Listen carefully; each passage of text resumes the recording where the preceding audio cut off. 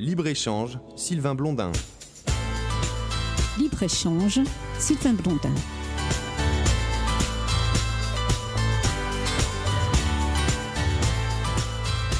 Ma fonction, moi, c'est de coordonner le travail qui est fait côté français en relation avec des homologues des différents pays alpins, collègues du WWF, Suisse, Autriche, Allemagne, Italie.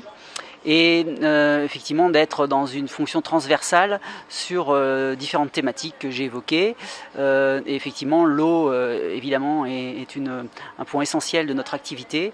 Donc c'est aussi pour ça que je participe à cette session des États généraux de l'eau à la montagne. Je l'avais déjà fait il y a 4 ans. Il est évident que par rapport à ce que j'ai dit juste avant, Alpes égale montagne et préoccupation sur la ressource en eau, on se retrouve bien effectivement sur l'intitulé de l'événement.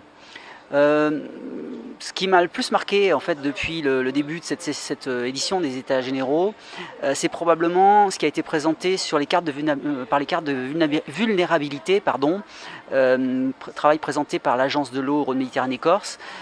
Au sens où là on voit très bien finalement ce à quoi on va avoir à faire face en termes de changement climatique et on voit très bien maintenant, y compris dans les politiques publiques, à quel point il va être important, aussi bien en termes quantitatifs que qualitatifs, de faire les bons gestes, de faire les bons choix à la fois au niveau politique mais aussi en termes d'actes concrets sur le terrain, pour éviter d'aller dans le mur et de se retrouver face à des vrais problèmes d'accès à la ressource.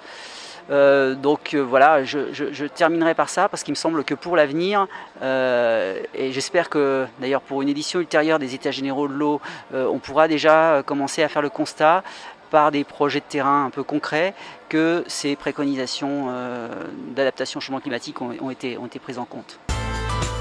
Libre-échange, Sylvain Blondin.